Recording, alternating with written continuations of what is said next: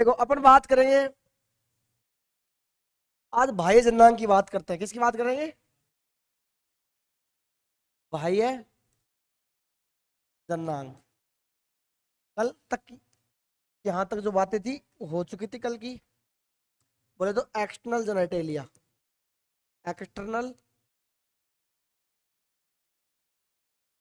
External genitalia, external genitalia बोले तो बाह्य जननांग। अब देखो एक्सटर्नल जेनेटेलिया की अपन बातें करेंगे बाह्य जननांग। तो जो नर का बाह्य जननांग है वो क्या है? सीसन। क्या है? सीसन। बोले तो पेनिस।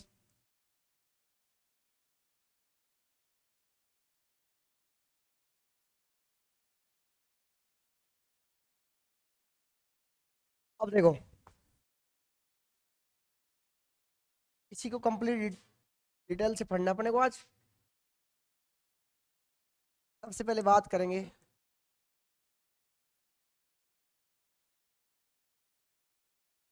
बाह्य जननांग की बात करें, एक्सटर्नल जेनाइटेलिया।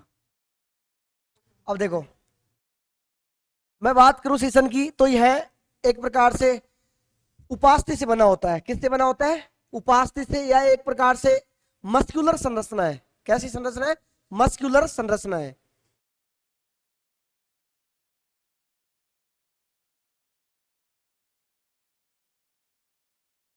उपास्थि से बनी हुई एक पेशीय संरचना होती है। पेशीय संरचना होती है, होती है। आगे बात करेंगे यह है मूत्र एवं जनन के लिए, जनन के लिए पथ प्रदान करता है। पथ प्रदान करता है। आगे बात करेंगे इसमें उत्तेजक ऊतक उपस्थित होते हैं। उत्तेजक ऊतक उपस्थित होते हैं, होते हैं। देखिए फटाफट, उत्तेजक ऊतक उपस्थित होते। उपास्थि से बनी एक पेशीय संरचना होती है। उपास्थि, एक अस्थि होती है, एक उपास्थि होती है। अस्थि कठोर होती है, उपास्थि सॉफ्ट होती है। जैसे हमारे नाक के ऊपर, कान के ऊपर, ये क्या है? उपास्थि। क्या है? उपास्थि।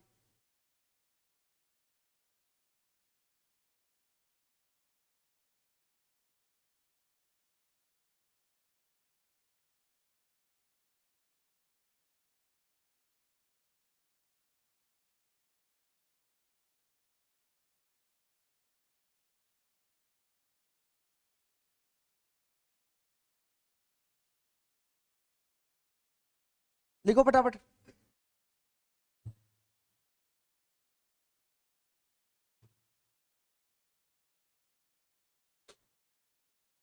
फिर समझते हैं इसको।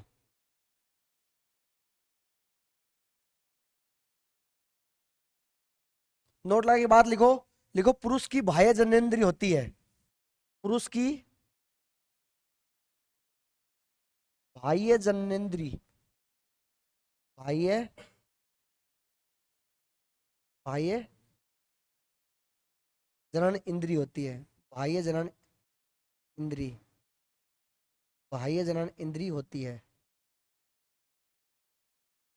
बाह्य जनन इंद्रिय होती है या जननेंद्रिय भी बोलते से।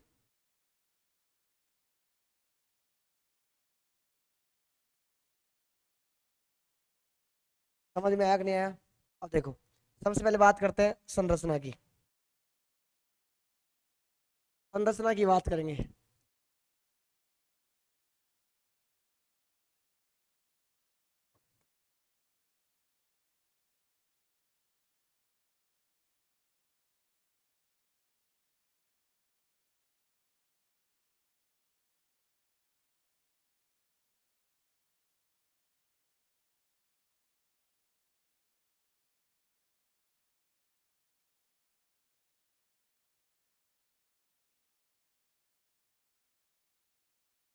इसका जो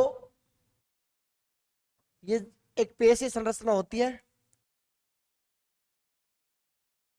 इसका जो आगे वाला भाग होता है ये थोड़ा फूला हुआ भाग होता है, जिसे सीसन आच्छाद या ग्लास पेनिस कहते हैं।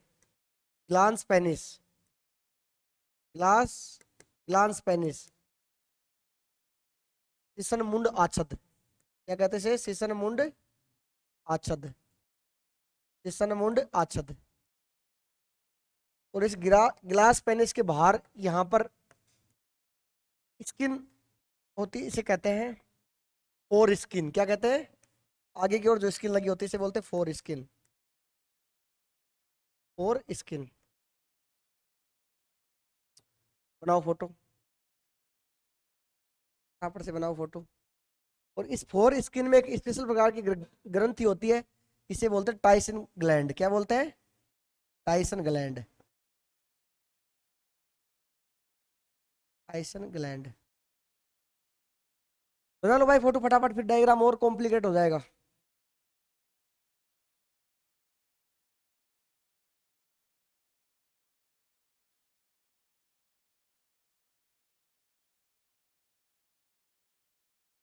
और इस फोर स्किन को आप हिंदी में परप्यूस बोलते हो, प्रीप्यूस, प्रीप्यूस, प्रीप्यूस कह सकते हो आप इसे, प्रीप्यूस।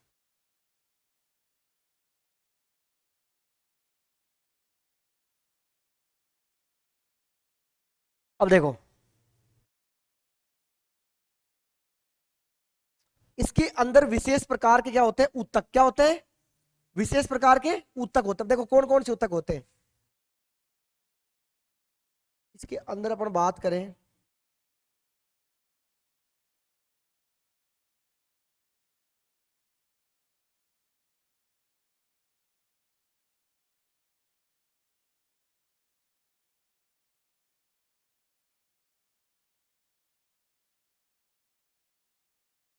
देखो,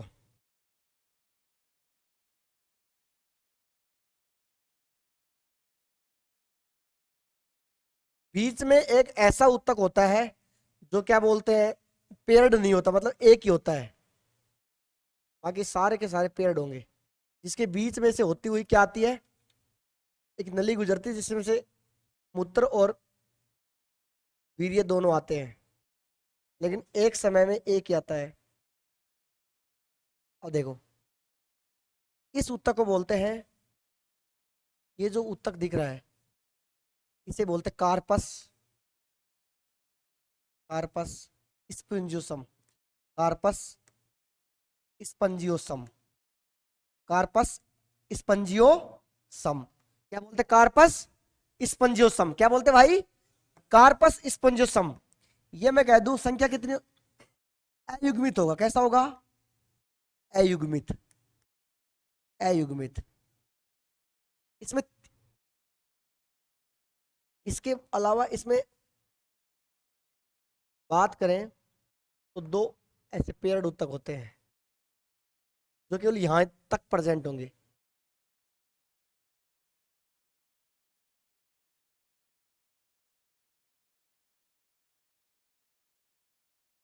इन दोनों को बोलेंगे अपन कार्पस कैवर्नोसा। क्या बोलते? Corpus cavernosa, corpus cavernosa, corpus cavernosa, corpus cavernosa. ये कैसा होगा? युग्मित। कैसा होगा बच्चा? अरे बोल भाई, युग्मित। कैसा होगा? युग्मित। और ये कैसा होगा? अयुग्मित। बना लो फोटो।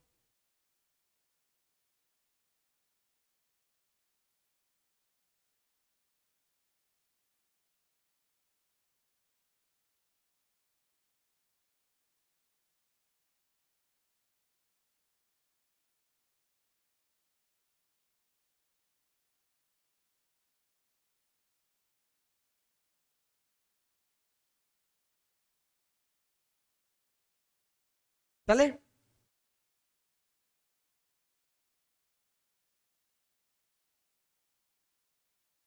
अब देखो समझते इसको फटाफट से।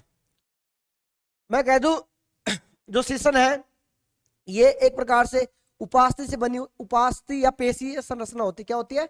उपास्थि या पेशीय संरचना होती है, जिसका आगे का भाग फूला हुआ होता है, जिसे कहते हैं सेसन मुंड आच्छद। क्या कहते हैं? सेसन मुंड आच्छद।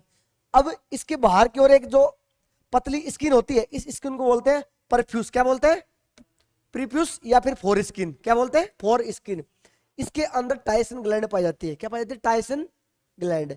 ये जो टायसिन ग्लैंड है, ये एक बदबूदार पदार्थ का श्रवण करते हैं, इसे कहते हैं स्मैग्मा। क्या कहते हैं? स्मैग्मा। स्मैग्मा। इस फोर स्किन के नीचे टायसिन ग्रंथि होती है, जो एक स्मैग्मा नामक पदार्थ स्रावित करती है, जो कैसा होता है? बदबूदार। कैसा होता है? बदबूदार।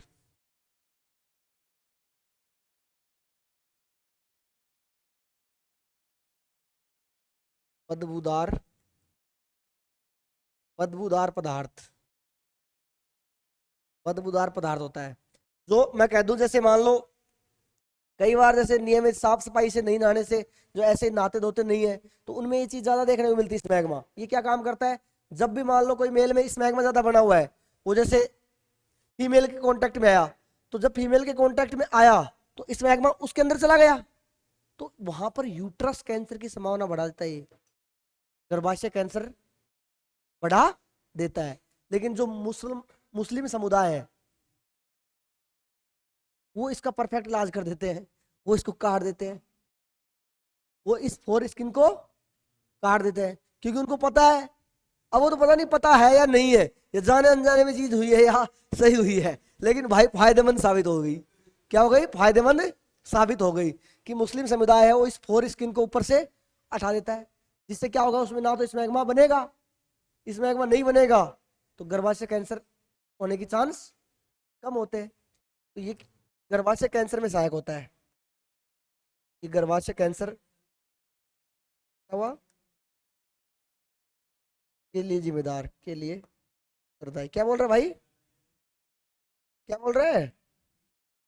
अरे मुस्लिम कम्युनिटी के पास इसका बेस्ट इलाज है, इसको काट देते हैं, बचपन में इस फोर स्किन को उठा देते हैं, जो आगे वाली स्किन है इसको हटा देते हैं। अब देखो इधर क्या हुआ।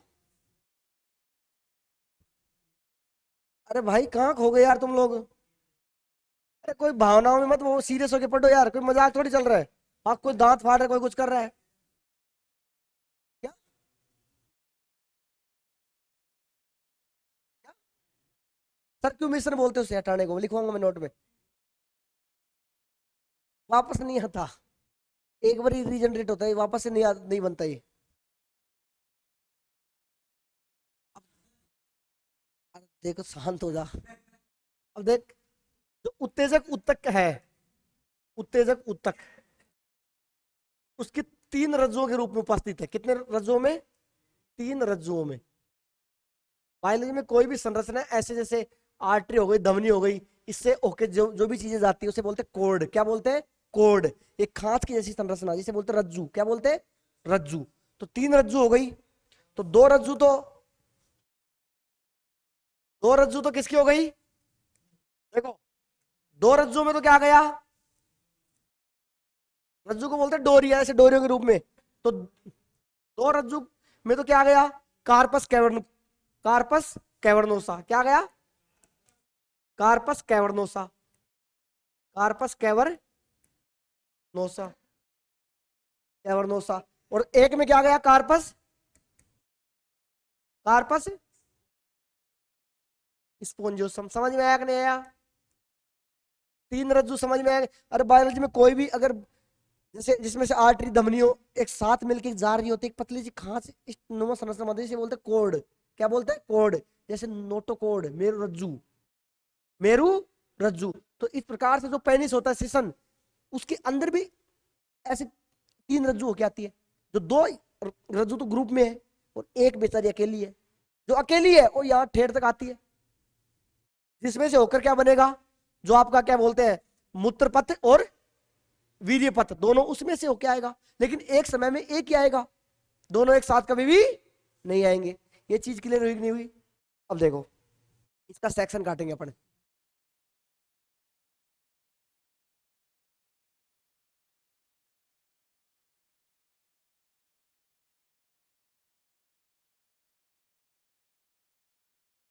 अब देखो कैसे दिखेंगे अंदर से देखने पर।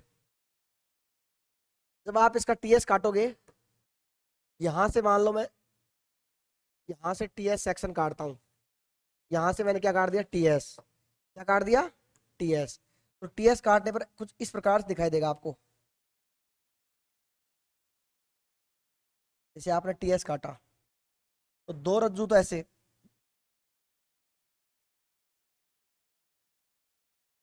ऐसे दो तो ग्रुप में दिखाई दे रही है। देखो भाई,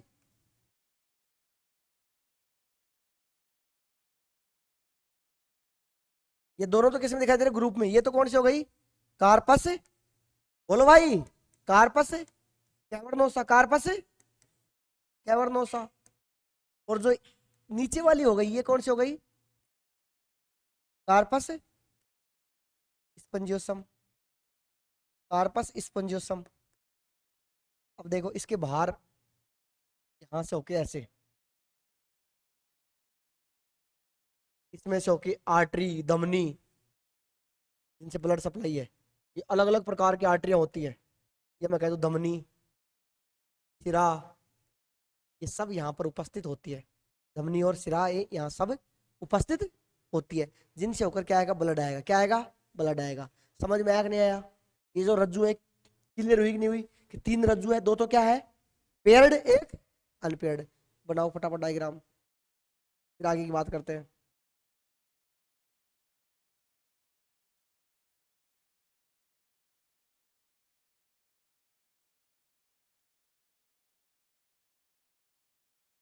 इन दोनों में से अंदर से होके कौन आएगी, आर्टरी।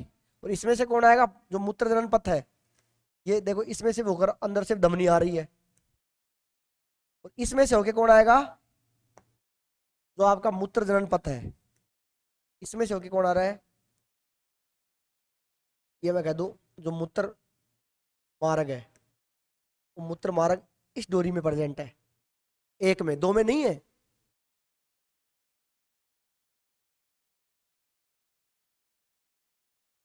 और बाहर ये क्या है, स्किन।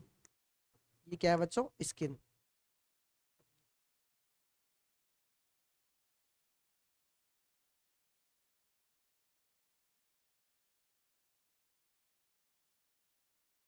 लिखो फटाफट, फिर क्वेश्चन करते हैं। जितना पढ़ा आज उसके ऊपर क्वेश्चन करेंगे।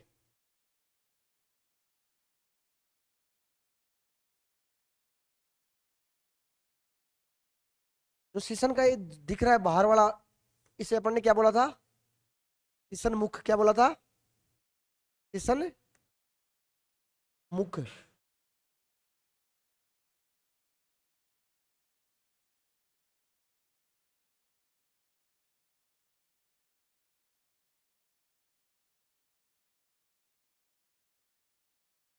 लिख लिया।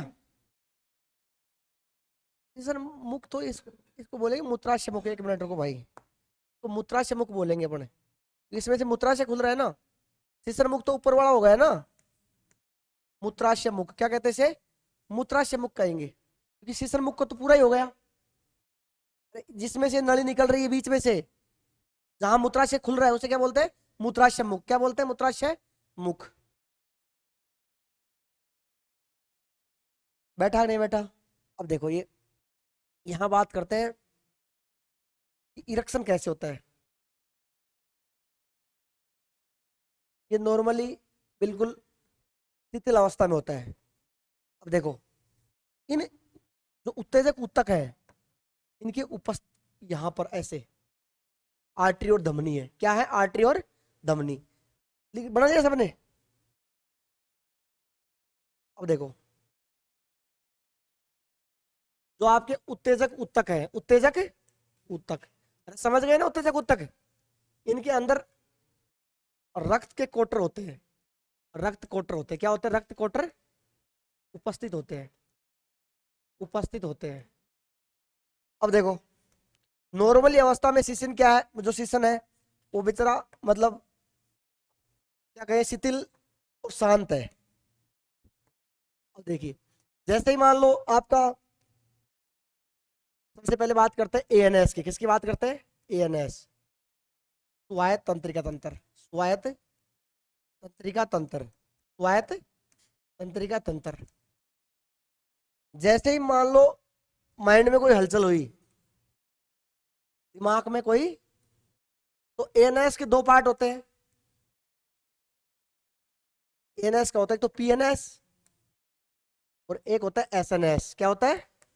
एसएनएस। पीएनएस को बोलेंगे परिधीय तंत्रिका तंत्र और इसे बोलेंगे, क्या बोलते हैं? Sympathetic nervous system. Sympathetic nerve system, ये हो गया पेरिफेरल नर्व सिस्टम। अरे जैसे तुमने सुना होगा ब्रेन के दो पार्ट होते हैं, एक तो सीएनएस और एक एएनएस। सीएनएस और एएनएस। जो सीएनएस है वो तो जो मेन काम वो करता है, और जो एएनएस है अपना, वो जिनको अपन रेगुलेट नहीं कर सकते, जो मतलब परमानेंट हमारे सॉफ्टवेयर में फिट है, उन कामों को कौन करेगा? Autonomous nerve system. वो कौन हो गया? Central nerve system. अब जैसे ही मान लो, जैसे कोई मानव है, इसने, और मानव कैसा है? मेल मानव है। कैसा है?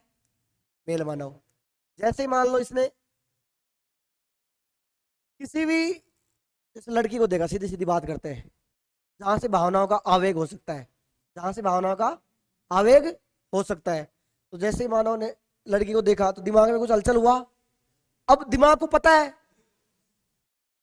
अपन जैसे नॉर्मल इंसान का दिमाग किसी ऐसी लड़की को देख के ही, मतलब क्या बोलते हैं, भावनाएं पनपती है, जिसका उससे कोई संबंध ना हो। घर में भी तो जैसे लोगों के बहन या बेटी होती है, उनको देख के किसी का कोई भावना नहीं आती। क्यों? क्योंकि बचपन से वो डाटा हमारे दिमाग में फिट है कि यहां से सिग्नल नहीं मिलना। तो होगा क्या? जैसे मान लो बाजार में घूम रहे हो, कहीं से भी हवा चली, जुल्फे उठी ऐसे होता है कि भाई साहब कोई भावना का आवेग आया, कि बस प्रेम हो गया। क्या हेडिंग क्या चल रही है अभी? हेडिंग क्या चल रही है? Male reproductive system. अरे अभी हेडिंग क्या चल रही है? Male reproductive system. पहले लड़के की बात करेंगे, फिर लड़की की बात करेंगे। बात सारी होंगी, शर्माने से कितने दिन काम चलेगा? जब टॉपिक है तो पढ़ना पड़ेगा, और नॉलेज होना जरूरी है। गवर्नमेंट आजकल अनेक प्रोग्राम चलाती है बच्चों को, कि छोटे बच्चों को अगर रिप्रोडक्शन का नॉलेज मिल जाए तो बिगड़ेंगे नहीं हो। जिस चीज की नॉलेज नहीं होती, किसी दूसरे से मिले, पड़ोसी से, स्कूल के मित्रों से, तो ज्यादा कारगर साबित होती हो, और सीधे सीधे मिल जाए। अब देखो, तो जैसे ही मान लो कहीं से भी कोई सिग्नल आया, किसी ने किसको देखा, और देखते ही कोई दिमाग में हलचल हो गई, तो सिग्नल गया एएनएस। तो एएनएस क्या करेगा? सबसे पहले पीएनएस को बोलेगा। पीएनएस ने क्या किया? पीएनएस देख भाई, ब्लड सप्लाई बढ़ा देगा। क्या कर देगा? जो रक्त कोटर है, रक्त कोटर में क्या करेगा? ब्लड सप्लाई को, जो रक्त कोटर है किसके? उत्तेजक उत्तक के। किसके? उत्तेजक उत्तक में जो रक्त कोटर बने हुए हैं, उन रक्त कोटरों में ब्लड सप्लाई बढ़ाएगा। वहां पे ब्लड जाएगा, ब्लड जाएगा। तो ब्लड जा रहा जा रहा जा रहा जा रहा जा रहा, एक हाइड्रोस्टैटिक प्रेशर क्रिएट होगा। एक हाइड्रोस्टैटिक प्रेशर क्रिएट होगा, जिसके कारण से क्या हो जाएगा? इरेक्शन हो जाएगा। पेनिस का क्या हो जाएगा? इरेक्शन। इरेक्शन हो जाएगा। हिंदी में क्या बोलेंगे इरेक्शन को? अरे इरेक्शन को हिंदी में क्या बोलते हैं? इरेक्शन को हिंदी में क्या बोलेंगे? परफेक्ट नाम बताना, कोई उल्टा पुल्टा नाम मत बताना। इरेक्शन का मतलब होता है स्तंभन। क्या होता है? स्तंभन। स्तंभन। अब देखो, बिल्कुल हाइड्रोस्टैटिक प्रेशर लगा। प्रेशर कौन सा लगता है? Hydrostatic pressure. कौन सा प्रेशर लगेगा?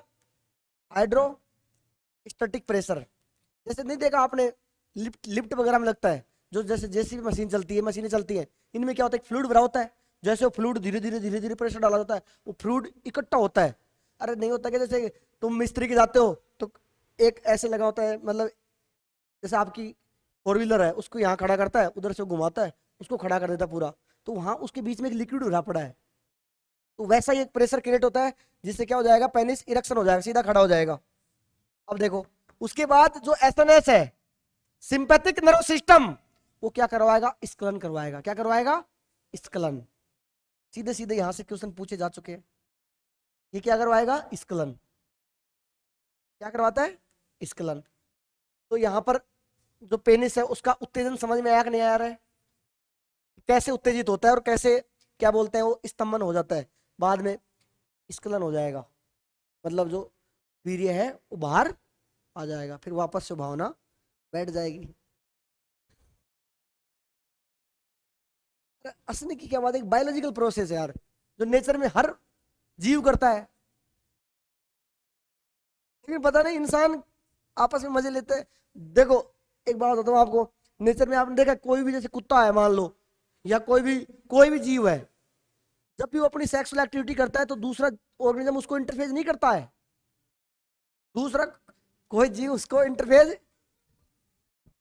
बेटा वहां पे अलग पक्ष लगता है, वहां पे पहले कंपटीशन का मामला चल रहा होता है, वहां पे मामला कंपटीशन का चल रहा होता है पहले।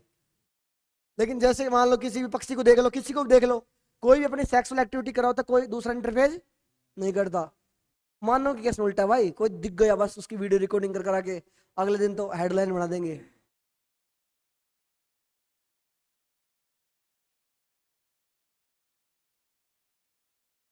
बस इतनी सी बात है कि बायोलॉजिकल प्रोसेस है जो हर एक ऑर्गेनिज्म को करना है, क्योंकि ब्रह्मा जी ने भेजा ही इसलिए है, संतति उत्पन्न करने के लिए, कि आप रहो या ना रहो लेकिन लास्ट में संतति जरूर छोड़ के जाना चाहिए ताकि दुनिया चले। मेन पर्पज है भाई, ये सब सेकेंडरी बात है कि दुनिया में हम काम करने के लिए आए, कुछ करने के लिए आए। सबसे पहला ब्रह्मा जी ने हमको भेजा है प्रोजेनी प्रोड्यूस करने के लिए, संततियों को उत्पन्न करने के लिए, जनसंख्या बढ़ाने के लिए, भारत का विकास करने के लिए। ये सर कोरोना में खूब जनसंख्या बढ़ गई, विकास ही तो है भारत का।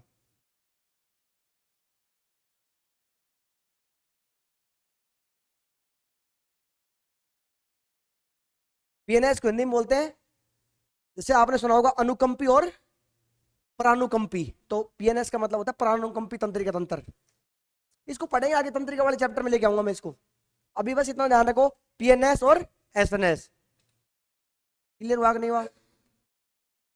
दिमाग के हिस्से एएनएस, एक है सीएनएस, जो आगे चैप्टर आएगा उसमें पूरा नाम आएंगे।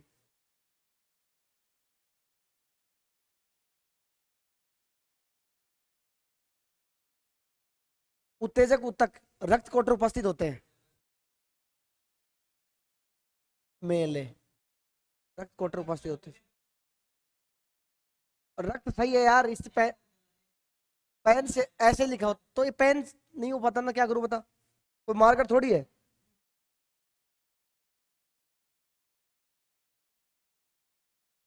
प्राणुकंपी, इसे बोलते हैं प्राणुकंपी तंत्रिका तंत्र,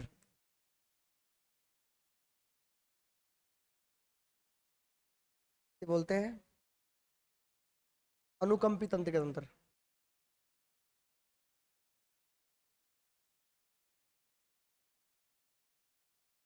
लिख लो फटाफट।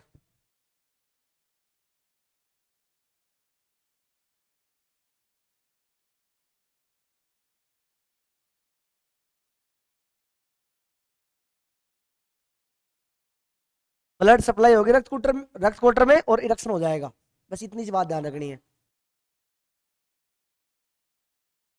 प्राणुकंपी और अनुकंपी, पीएनएस का मतलब होता है पैरासिम्पैथिक नर्वस सिस्टम, और एसएनएस का मतलब सिंपैथिक नर्वस सिस्टम, और एएनएस का मतलब ऑटोनोमस नर्वस सिस्टम, स्वायत्त तंत्रिका तंत्र। सुना होगा नाम तो, स्वायत्त तंत्रिका तंत्र, लिख लो फटाफट।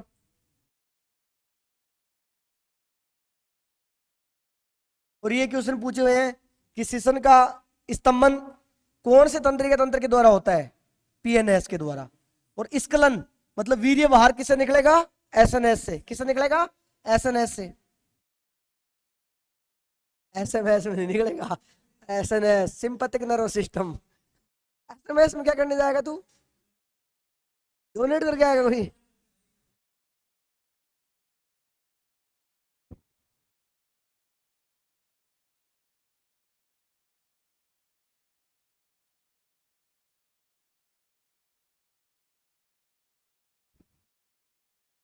नोट लगाओ, हाँ नोट लगाओ। लिखो मुस्लिम समुदाय में, मुस्लिम समुदाय में, मुस्लिम समुदाय में प्रीप्यूस को, मुस्लिम समुदाय में प्रीप्यूस, प्रीप्यूस लिखा था ना, प्रीप्यूस ब्रैकेट में फोर स्किन,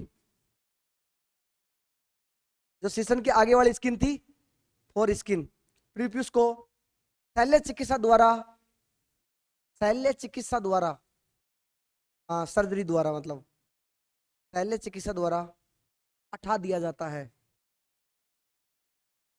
हटा दिया जाता है। अरे वो नॉर्मली उसको उस भाषा को सर्जरी बोलते हैं यार। नॉर्मल सीधा सीधा कोई भी अनाड़ी बैठाएगा ना, अनाड़ी भी काटेगा तो उसको सर्जरी बोलते हैं। हाँ, अरे बायोलॉजी की भाषा में, साइंस की भाषा में बात करेंगे।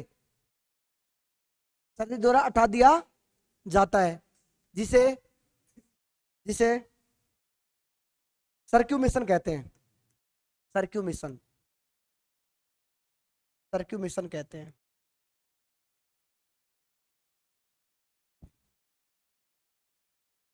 सर्क्यूमिशन कहते हैं, सर्क्यूमिशन हो रहेगा यहाँ पे, सर्क्यूमिशन कहते हैं, जिसे सर्क्यूमिशन कहते हैं।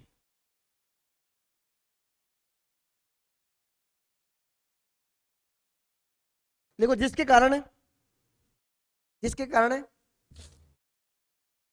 जिसके कारण संक्रमण का खतरा कम रहता है, जिसके कारण संक्रमण का खतरा कम रहता है,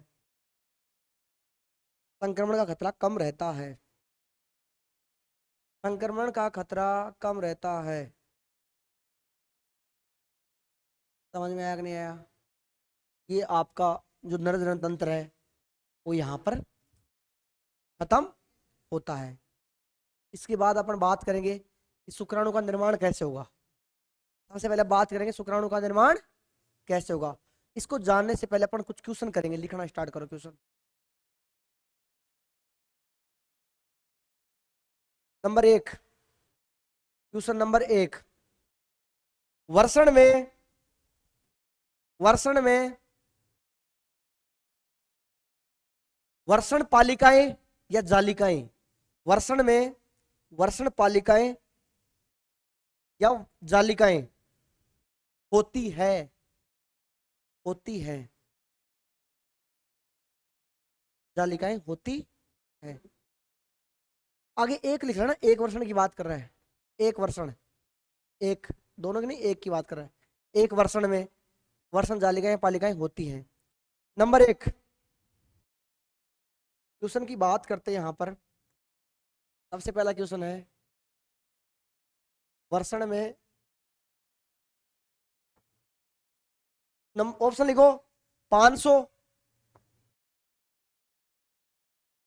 नंबर 2 200, नंबर 3 250,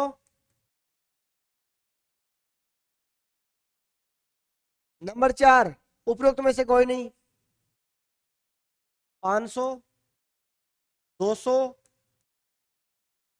250, नंबर 4 उपरोक्त में से कोई नहीं, उपरोक्त में से कोई नहीं। बता भाई 250 क्या आएगा? 250 एक वर्षण की बात करें।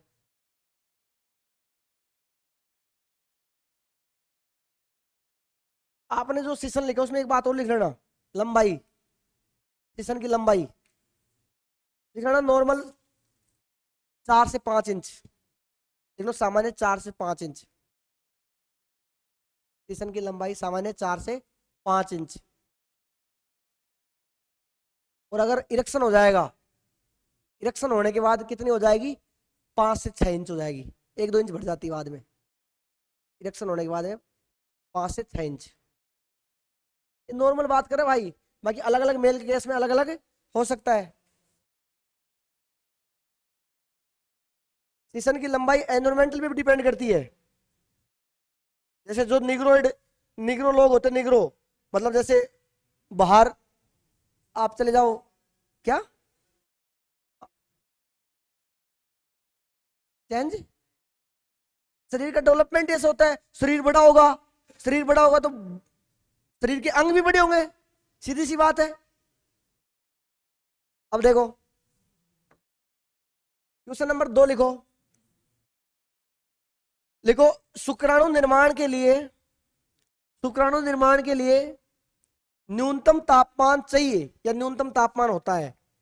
शुक्राणु निर्माण के लिए, शुक्राणु निर्माण के लिए, निर्माण के लिए न्यूनतम तापमान होता है, न्यूनतम तापमान होता है।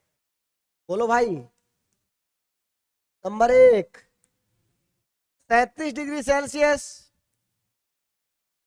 Number 2 40 degree Celsius, number 3 42 degree Celsius, number 4 34 degree Celsius. क्या है भाई? 34 डिग्री सेल्सियस। क्या 37 तो शरीर तापमान है, 33 डिग्री तो शरीर का तापमान है।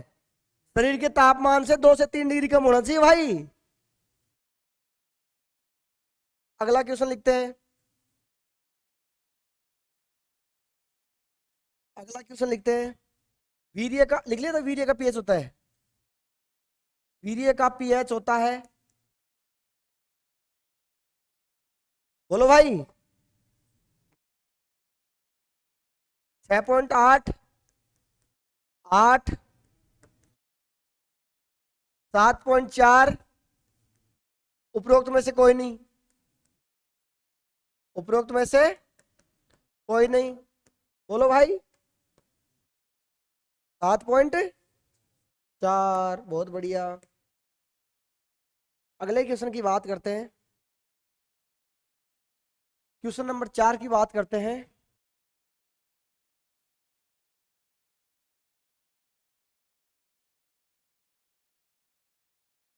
शुक्राणु का निर्माण होता है, शुक्राणु का निर्माण होता है, निर्माण होता है। नंबर 1 वर्षण,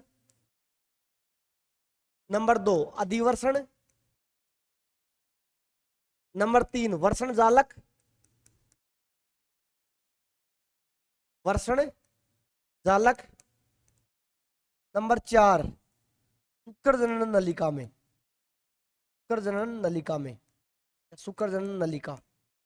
बोलो भाई कहाँ होगा शुक्राणु का निर्माण? वर्षण में होगा, लेकिन यहां आंसर वर्षण नहीं जाएगा। वर्षण के अंदर शुक्र जनन नलिका होती है जो क्या करती है? शुक्राणु का निर्माण।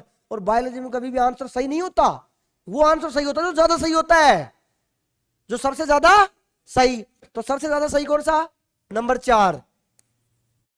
फर्स्ट गलत नहीं है, फर्स्ट भी सही है, लेकिन फर्स्ट कब सही होता? जब 4, ये क्वेश्चन जब जब पूछा गया तब तब बच्चों का गलत हुआ है। ये क्वेश्चन जब जब पूछा गया तब तब बच्चों का, ये क्वेश्चन पूछा था आरपीएससी में, पूछा हुआ क्वेश्चन है भाई ये। बस गए ना आप लोग, देख लो। अगले क्वेश्चन की बात करते हैं। अगला क्वेश्चन बात करते हैं नंबर 5। शुक्राणु को ऊर्जा प्रदान करता है, शुक्राणु को ऊर्जा प्रदान करता है। तुम भी इसमें फंस जाओगे देखना। Number 1 glucose, number 2 fructose, number 3 mannose, number 4 उपरोक्त में से कोई नहीं, उपरोक्त में से कोई नहीं। बोलो भाई कौन करता है? कौन करता है? फ्रक्टोज, बहुत बढ़िया भाई। अरे सबके आंसर क्यों नहीं आ रहे यार? तुम लोग बोल क्यों नहीं रहे?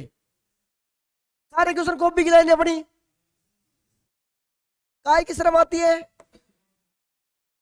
बोलने में भी शर्म आती तेरे को, बता। वैसे तो सारे दिन भर खूब बोलता रहता तू। क्वेश्चन नंबर 6 की बात करते हैं।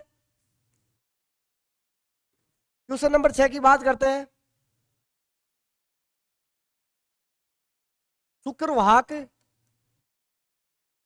शुक्र बोलेंगे, शुक्र वाहिका, शुक्र वाहिकाएं, शुक्र वाहिकाएं किसमें खुलती है, किसमें खुलती है, किसमें खुलती है? नंबर 1 अधिवर्षण में, नंबर 2 वर्षण जालक में,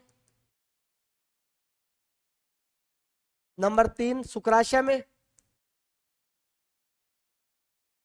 नंबर 4 उपरोक्त सभी। उपरोक्त सभी बोलिए। हाँ जी आप बोलिए इसका आंसर। क्या नहीं पढ़ा हुआ, पहली क्लास नहीं ली थी? हाँ, शुक्र वाहिका किसमें खुलती है बताओ भाई। अरे किसमें खुलेगी? अधिवर्षण में। अरे लिखा था ना भाई, इधर देख। सबसे पहले अपने बात की थी कि जैसे शुक्राणु बन गए, सबसे पहले शुक्र नलिका में क्या बन गए? शुक्र नलिका में क्या बन गए? शुक्राणु बन गए। अब देख ये शुक्र नलिकाएं किसमें, जो टेस्टिकुलर लोब था, वर्षण जालिका, वर्षण जालिका, इन पालिकाओं में फैली थी। ये पालिकाएं किससे निकल रही थी? जुड़ रही थी। इसे बोलता ट्यूबुलार रेक्टाई। ट्यूबुलार रेक्टाई किस में खुल रही थी भाई?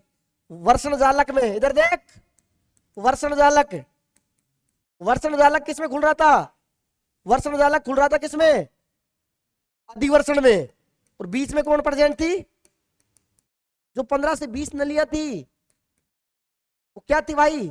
शुक्र वाहिकाएं। क्या थी? तो यही तो पूछा है, यही तो पूछा किसमें खुलती है। तो हमेशा सीक्वेंस ध्यान रखना अंदर से बाहर, क्योंकि जो स्क्रोटम है वर्षण कोश है, उस वर्षण कोश में जो वर्षण है वहां शुक्राणु बनेंगे और वो फिर अंदर जाएंगे शरीर के अंदर, उधर गुहा में, और फिर बाहर निकलेंगे। समझ में आया कि नहीं आया? क्लियर हुआ कि नहीं हुआ? इसका आंसर क्या गया यहां से? बोल भाई आंसर क्या जाएगा? किसमें खुलेगी? अधिवर्षण में। किसमें खुलेगी? अधिवर्षण में। अगला क्वेश्चन देख, अगले क्वेश्चन की बात करते हैं। एक वर्षण में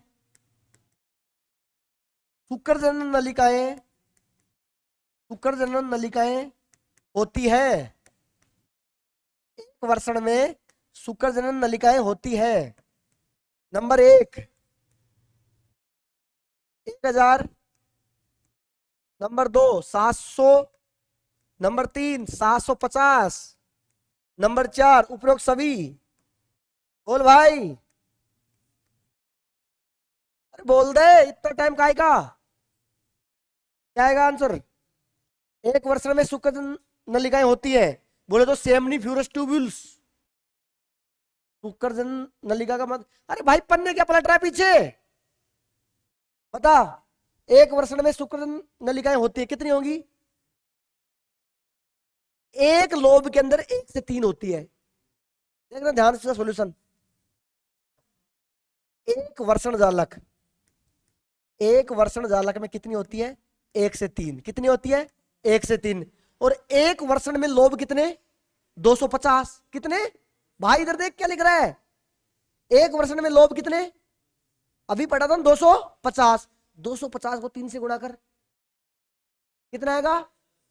25 कम 25, 25 2 50, 25 30 75, और लास्ट में क्या लगा? 2 0, तो 750। कितना सिंपल सिंपल क्वेश्चन पूछ रहे हैं बताओ। 7 क्वेश्चन हो गए, गुणा करना नहीं आता तुमको। एक पालिका में कितने होते हैं? 1 से 3 नलिका, 1 से, और एक वर्षण में कितनी पालिकाएं होती हैं? 250। 250 इंटू 3 कितनी हुई? 750। अगले क्वेश्चन की बात करते हैं, क्वेश्चन नंबर 8 की बात करते हैं।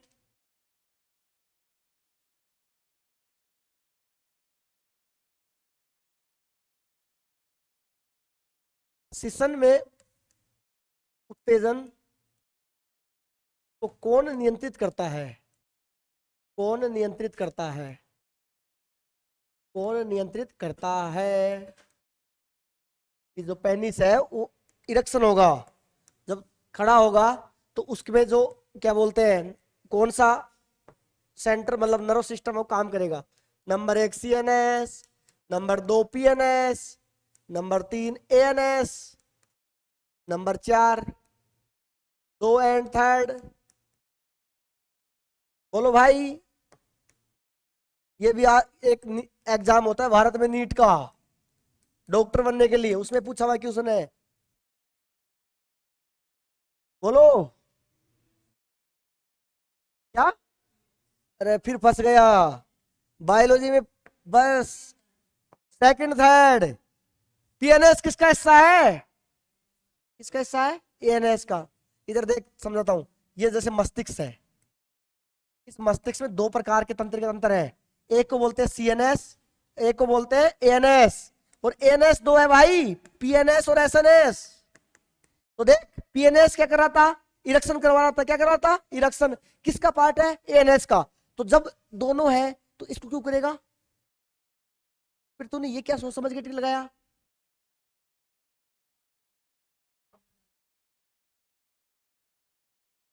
बोर हो गया? अगले क्वेश्चन की बात करते हैं, क्वेश्चन नंबर 9। क्वेश्चन नंबर 9 की अपन बात करेंगे। सेशन में युग्मित रज्जु होती है। युग्मित रज्जु होती है। युग्मित रज्जु होती है। Number 1 corpus cavernosa. Corpus cavernosa. Number 2 corpus spongiosum. Corpus spongiosum. Corpus spongiosum. Corpus spongiosum. Spongiosum. Number 3 corpus propria. Corpus propria. बोल भाई नंबर 4 उपरोक्त सभी। और ये क्वेश्चन आया हुआ है, एक एग्जाम हुआ था कुछ टाइम के पहले 2016-17 में, लैब असिस्टेंट से रिलेटेड कोई एग्जाम था। और लैब असिस्टेंट में जैसे आपका एक तो क्या बोलते हैं, मतलब अलग अलग यूनिवर्सिटी अलग अलग एग्जाम करवाती है, तो किसी यूनिवर्सिटी में आया हुआ क्वेश्चन था ये। सेशन में युग्मित रज्जु उपस्थित होती है। बोलो भाई क्या होगी? Corpus cavernosa. कौन सी होती है? Corpus cavernosa. अगले क्वेश्चन की बात करें, क्वेश्चन नंबर 10 की बात करते हैं। नर में नर में बाह्य जननांग को कहते हैं। बाह्य जननांग को कहते हैं। भाई ये तो गलत मत कर देना कम से कम। या तो एग्जाम में क्वेश्चन आता है सिंपल या फिर बहुत सिंपल। और बच्चों से सिंपल अगर आ गए मतलब तो सही कर देते, और बहुत सिंपल आ गए तो गलत होके आते हैं।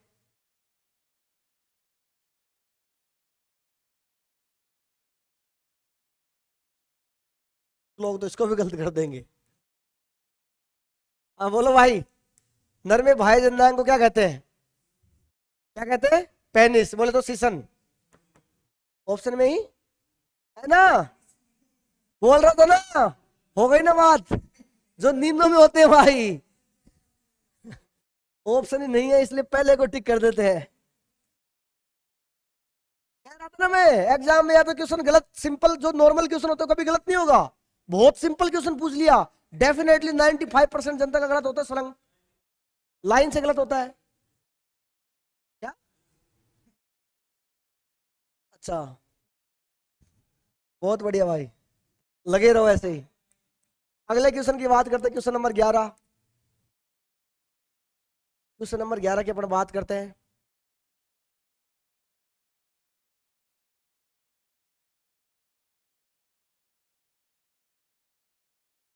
वर्षण स्थित होते हैं। स्थित होते हैं। नंबर 1 देखना, इसमें भी गलत करेंगे बहुत सारे लोग। रक्त में। नंबर 2 वर्षण में।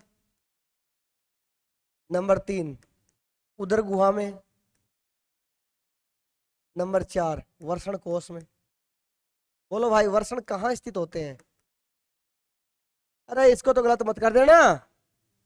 किसमें होंगे? बोल पहलवान।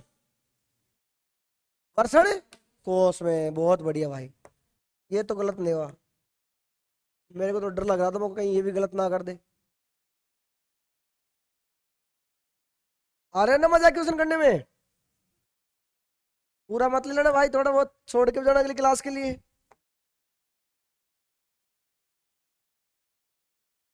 क्वेश्चन नंबर 11 की बात करते हैं। Question number 12। क्वेश्चन नंबर 12 की अपन बात करेंगे। सोचने दो मेरे को, क्वेश्चन दिमाग में नहीं आ रहे। पूछा तो मशीन थोड़ी तो चलने दे, दिमाग में क्वेश्चन को निकाल के लाना पड़ता है।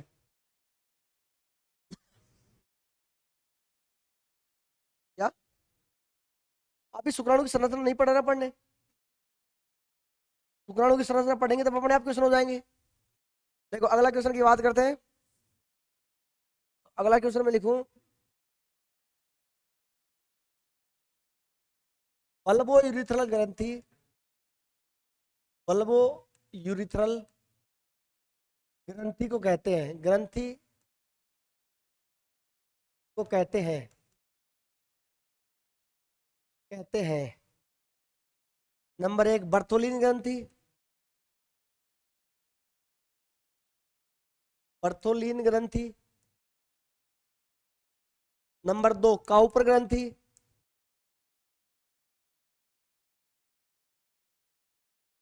नंबर 3 प्रोस्टेट ग्रंथि, प्रोस्टेट ग्रंथि। नंबर 4 उपरोक्त में से कोई नहीं। बता गुड़िया, तू बता।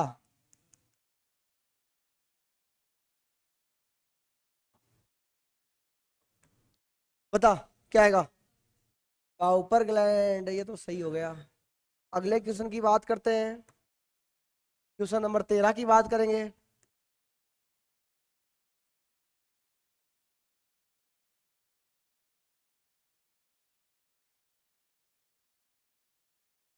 वीर्य में उपस्थित होता है, उपस्थित होता है।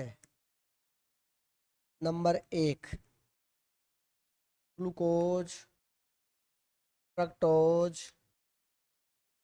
Calcium, aluminium, phosphate.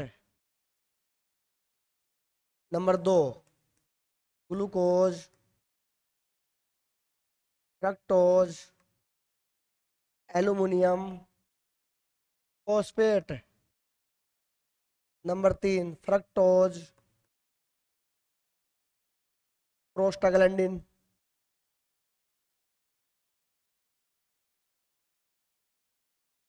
Calcium, phosphate. ये PO4 2- है भाई। नंबर 4 उपयुक्त में से कोई नहीं। हाँ गुड़िया बता। उपयुक्त में से कोई नहीं। बोलो भाई क्वेश्चन। क्वेश्चन पूछ रहा है वीर्य में उपस्थित होता है glucose, comma fructose, comma calcium, comma aluminium, comma phosphate. अगला ऑप्शन है glucose, comma fructose, comma aluminium, comma phosphate. अगला ऑप्शन है fructose, comma prostaglandin, comma calcium, comma phosphate. अगला ऑप्शन है उपयुक्त में से कोई नहीं। बोलो भाई कौन सा? थर्ड। कल ही तो पढ़ा था।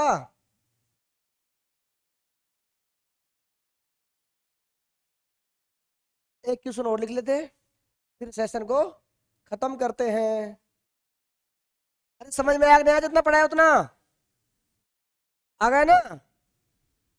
क्वेश्चनों का इंतजार रखा करो, क्वेश्चन करते ही चैप्टर अपने आप क्लियर हो जाती थोड़ी।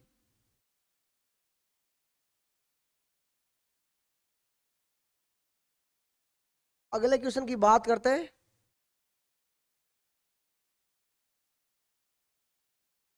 Question number 15। वीर्य में शुक्राणुओं की संख्या होती है। डायरेक्ट पहुंच गए 15 पे। वीर्य में शुक्राणुओं की संख्या होती है, संख्या होती है। नंबर 1 की अपन बात करेंगे, क्या बोलते हैं, 20 से 30 करोड़, 5 करोड़, 10 करोड़, 100 करोड़। बोलो भाई। अगले क्वेश्चन की बात करते हैं, क्वेश्चन नंबर 15। शल्य क्रिया द्वारा वर्षण को उठाना कहलाता है, कहलाता है नंबर 1 वैसोटोमी, वैसोटोमी।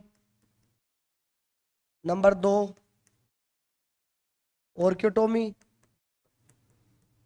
टोमी का मतलब है भाई, बायोलॉजी में कहीं भी टोमी लग गया, इसका मतलब चीज को काट के अलग कर दिया। टोमी का मतलब कुत्ता मत समझ लेना, कि सर हमारे भी एक टोमी है।